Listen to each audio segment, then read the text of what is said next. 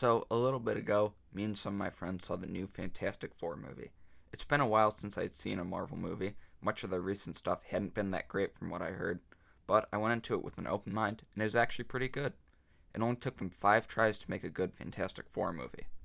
The plot of the movie is that a mysterious being called the Silver Surfer has come to Earth and tells the people there that their world will soon be destroyed by a being called Galactus. The Fantastic Four track Galactus down and try to bargain with him. Galactus says that the only way he would not eat Earth is if they give up Reed and Sue's newborn baby. The Fantastic Four say no, and they go back to Earth to find a way to save the planet from Galactus. The movie does a really good job at setting up the Fantastic Four. They don't show the entire origin story, but they still go over the backstory. It's nice that they don't feel the need to show the entire thing happening. They really go for a nice 60s aesthetic, and it was refreshing for a Marvel movie to look so unique and colorful, especially compared to the blandness of the past few Marvel movies. They also reference villains that are kinda stupid characters, like the Mole Man. Heck, Mole Man actually has plot relevance throughout the movie. Kinda wish we had more scenes of the four interacting with each other. In fact, I think that's what's holding back this movie from being truly great, the characters. The movie just doesn't feel like they want to explore the characters. In that sense, this movie feels a bit like a sequel.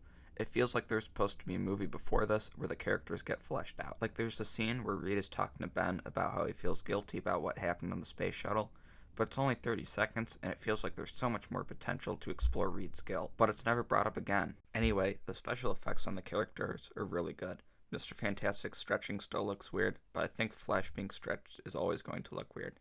Still looks better than it has in the past. The rest of the characters, effects, backgrounds, and setting all look good, except for the baby. I mean, it's just so obvious when it's an actual baby, and when it's CGI. I don't know if this bothered anyone else, but I just had to bring it up. I mean, the rest of the movie looks so good, but this one baby just looks so creepy.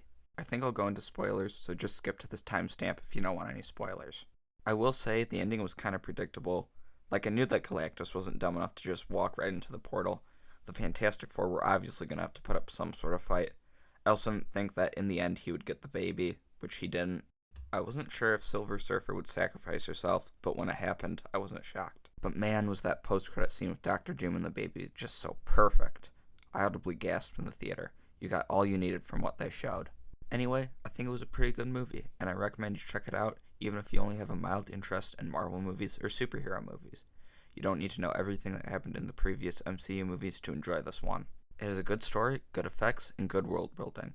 It's a pretty good movie, but there are definitely areas for improvement. So that's why I'm going to give Fantastic Four First Steps a 7 out of 10. Thank you for watching, and goodbye.